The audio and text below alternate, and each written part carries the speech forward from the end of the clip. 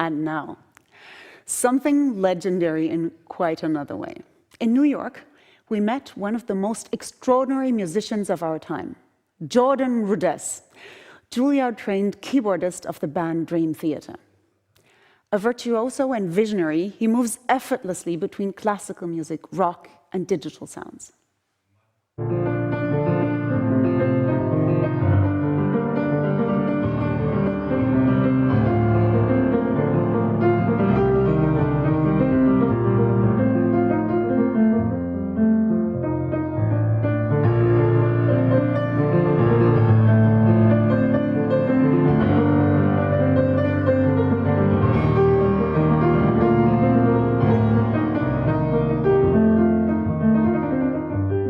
I started to go to the Juilliard pre-college when I was 9, but the teacher that I had before that prepared me for the audition, she gave me some really hard pieces.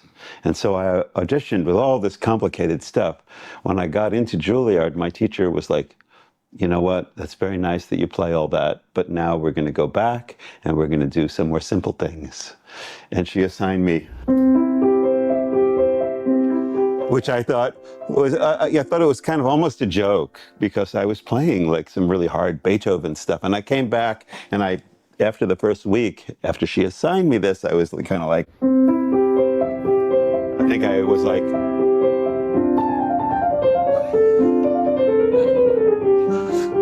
and the teacher looks at me like, what the hell are you doing? And I was like, well, I'm playing. I played the first few measures, and then I'm playing what I feel after that. She said, no.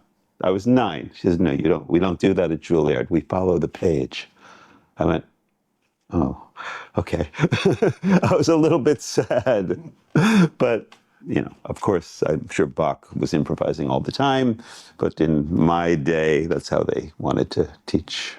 So basically, in a nutshell, in my life, so I, was very focused on the classical music. But along the way, I started to hear some other things, some other kinds of chords and some other kinds of music that were catching my ear. So when I was like 17, I started to listen to Emerson, Lake and Palmer, or the rock band, or I heard some like Chick Corea and things that I was like, whoa, this is really interesting. The ELP stuff was especially interesting because all of a sudden I'm hearing this keyboard player playing like these kind of like suspended chords, like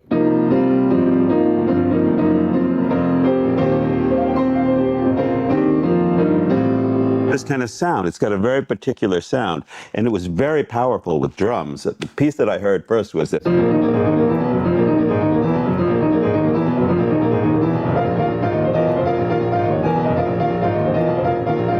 And I thought, wow, oh my God, that's so powerful and cool. Keyboard can really rock. This is amazing. 1, 2, 3, 4. That was probably the biggest inspiration to my kind of like veering off and going towards a different avenue.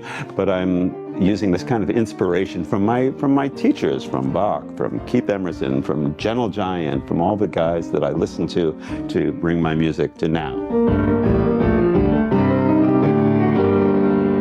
One of the things that is kind of like unanimous with those of us who are in the progressive rock space is that progressive rock is all about pushing the boundaries. It's like you have the form, like you have rock, right? And rock could be, a certain thing, a window of possibilities. Maybe it's 3-chord rock, or maybe a little bit more than that. But when you start bringing in influences of more complex rhythms and more complex harmonies, more complex sounds, then it starts to be really progressive, because you're pushing that kind of window, right? And I think, let's look at Bach. I mean, come on. He was really pushing the boundaries. He was breaking new ground, all the time with the pieces that he wrote. And, to this day, that's why that music lives on today.